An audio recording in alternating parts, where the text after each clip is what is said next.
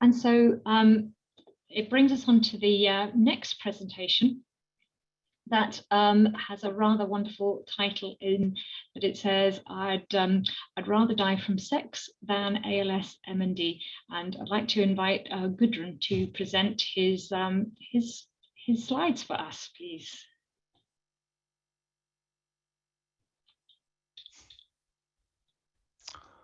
Dear all, I am Gudjon from Iceland. Married, have 3 daughters and 5 grandchildren. I was diagnosed with ALS MND in 2004. Thank you for allowing me to speak at APF. Now my daughter Maria will speak or continue and speak on my behalf. Thank you.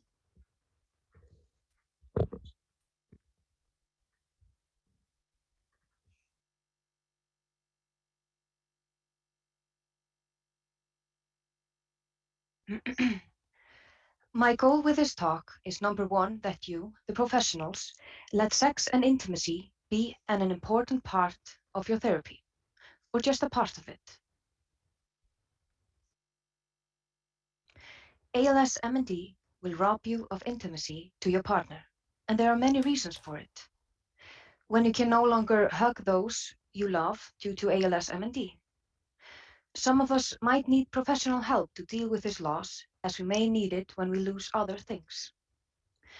We start collecting electronic devices around you. Your life depends on it. Ability to walk, talk, breathe, and so on. The noise from those and yourself will finally make your partner leave the room. Not because they do not love you anymore, they just need to sleep like others. To see your partner leave you alone in the room is not a very happy moment. ALS MND is knocking us down every day. We can stay down and die, or find a way to stand up and enjoy life while we can. Never ever blame yourself about this distancing. It is the damn ALS MND to blame. How can we work on solutions? Sex. The sex thing calls for different ways of doing things. Be creative. Different times. More planning ahead. Intimacy. Use every opportunity to be nice to each other. Touch and hug as often as you can. Do things together. TV, theater, or travel while you can. Try not to be frustrated at one another. ALS MND is an overdose of that. A little known fact. The first testicular guard was used in cricket in 1874, and the first helmet was used in 1974. It took 100 years for man to realize that the brain is also important. We need to get the facts straight. We can be trusted to find things out by ourselves, only sooner with your help. We need you, the professionals, to train us and tell us what is important. Equally important is for you to listen to us. We need to talk to each other with respect. There's no I and you, only we. We are in this together. We need help with many things from many of you. How to sit and how to use wheelchairs. How to behave in private and in public. To get some air into our lungs and enjoy every moment we can. Never ever be a cold bureaucrat. Always think out of the box and never take a no for an answer. Finally, kindly make this part of the checklist when newly diagnosed person visits you.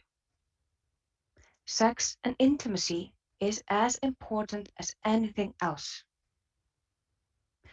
The name of this talk, I Would Rather Die from Sex Than ALS MND, is my response to a speaker who told us our partners sometimes are just afraid they would kill us when having sex. Humor must always follow us through our treatments. It works better than any pill I know about. Thank you.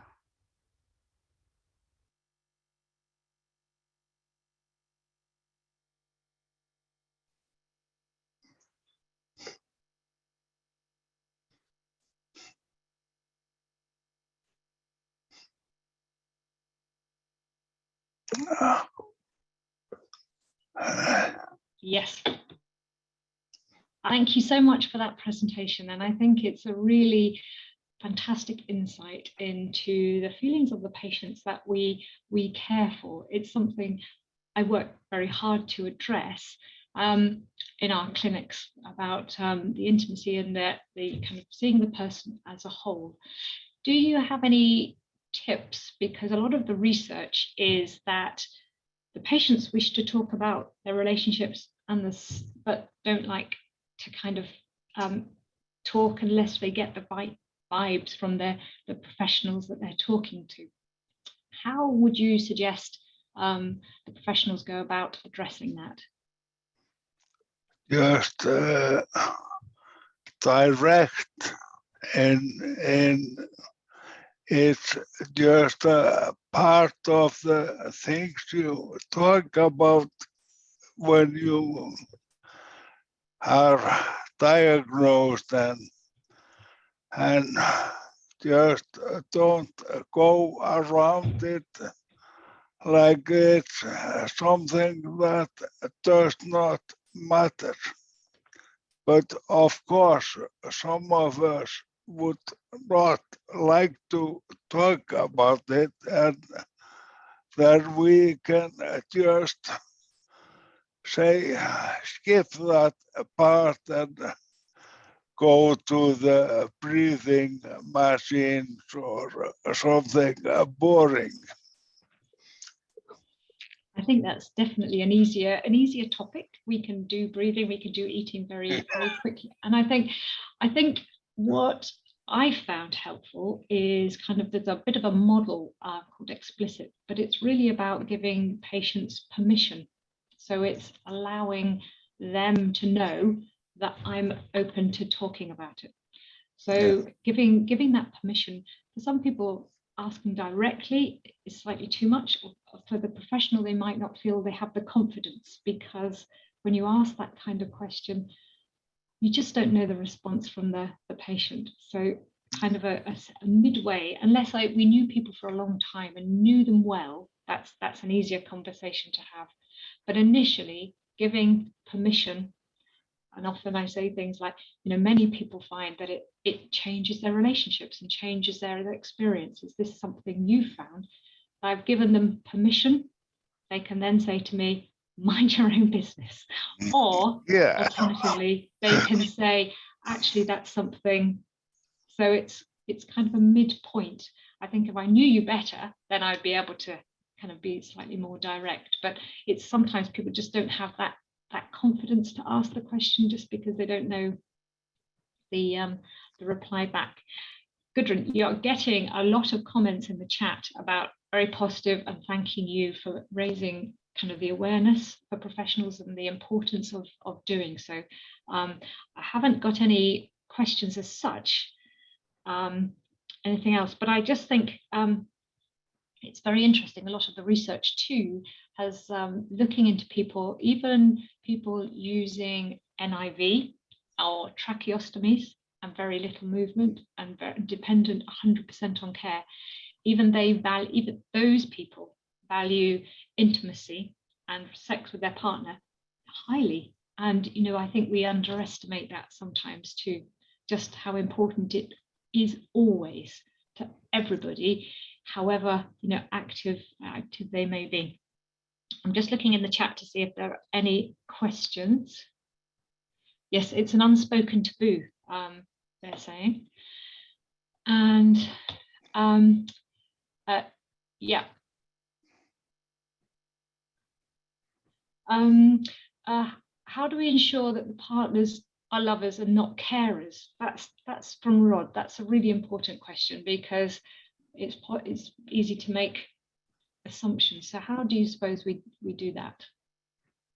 Well, it's like in Iceland, for example, we fight for the independent living system that our partners will not be our carers, but we hire help from outside into our homes. And it's enough that